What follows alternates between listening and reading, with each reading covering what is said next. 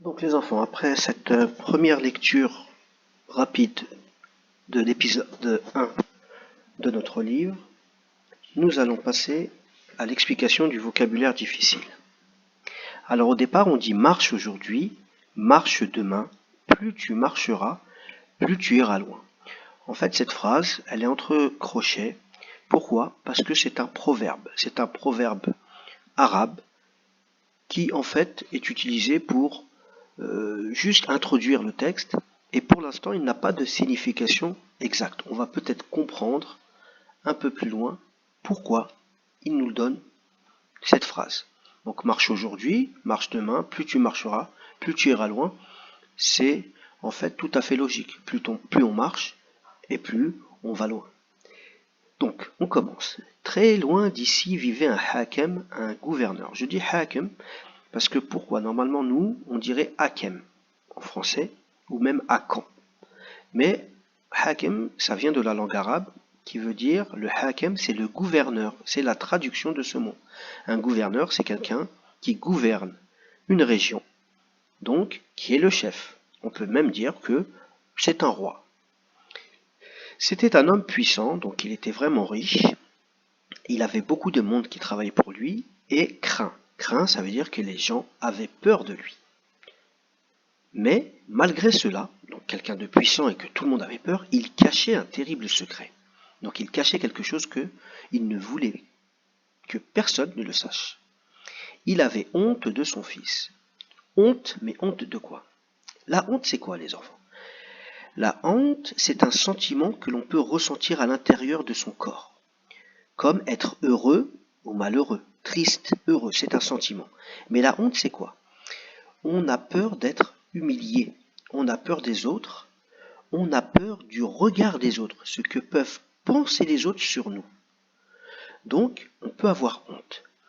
Par exemple, un exemple simple, des enfants en classe peuvent avoir honte de parler devant tout le monde. Peut-être ils ont peur de se tromper et que les autres vont rigoler d'eux. Ils vont se moquer d'eux. Donc, ce roi, il avait honte de quelque chose. Il avait peur que les gens apprennent un secret à eux. Et il avait honte de quoi? Il avait honte de ses grandes oreilles. Il avait honte des grandes oreilles de son fils. Donc des grandes oreilles, mais quand il dit grandes, c'était vraiment qu'elles étaient très grandes. Peut-être comme celles d'un lapin. On va peut-être les voir plus tard dans notre histoire. Donc, de peur que la tare de son enfant ne soit connue de tous. La tare, c'est-à-dire, c'est une malformation physique. Ça veut dire quoi? On a un corps, il est fait d'une manière, et des fois, il y a une malformation, le corps est mal formé. Donc avoir des très très grandes oreilles, ce n'est pas normal. Donc, on appelle ça une tare. C'est comme si, par exemple, quelqu'un avait 3 yeux, ou 2 nez, ou 2 bouches. On appellerait ça une tare, une malformation physique. Donc il avait peur que tout le monde sache que son enfant avait de grandes oreilles. Il lui demandait de cacher ses grandes oreilles sous une calotte. Une calotte, c'est une sorte de bonnet, mais court, pas très long. Regardez la photo, voici une calotte. Donc, ensuite, quand les cheveux du garçon devenaient trop longs, bien sûr, il y a un moment donné, les cheveux du garçon vont pousser et vont être très très longs, et il va falloir lui couper les cheveux. Et qui coupe les cheveux? Un coiffeur. Mais, si le coiffeur coupe les cheveux du fils du Hakem, il va voir que l'enfant a des longues oreilles, et il peut le répéter à tout le monde, et ça peut être très grave. Donc un coiffeur venait directement dans sa demeure, il venait directement dans la maison. Ce dernier, donc le coiffeur, c'est pour répéter, ce dernier, c'est la dernière personne dont on parlait, donc c'est le coiffeur, devait jurer de ne poser aucune question et de garder le secret. Le coiffeur n'avait pas le droit de poser des questions.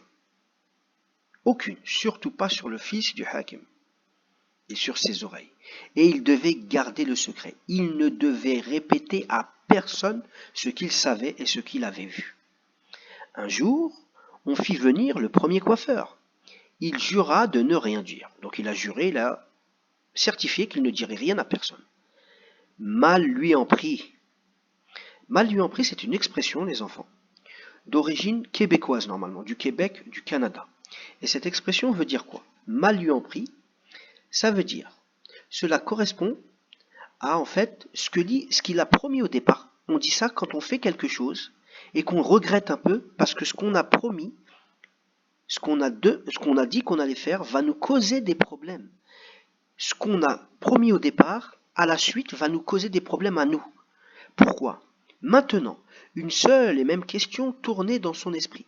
En fait, le problème, c'est comme il a juré de ne rien dire et qu'il a vraiment envie de savoir ce qui s'est passé, il n'arrête pas de se poser une question.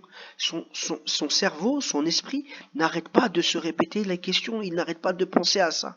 Et ça commence à lui casser la tête. Pourquoi le fils du Hakem avait-il de longues oreilles? Il voulait savoir pourquoi. Et donc, ça l'empêchait de vivre normalement. Il n'arrivait plus à dormir. Donc, ce qu'il a promis au départ est devenu un problème après. C'est pour ça qu'on a dit mal lui en prit.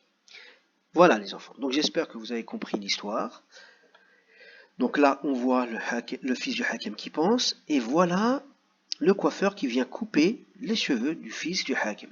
Mais pour l'instant, on ne sait rien de ses grandes oreilles. Voilà.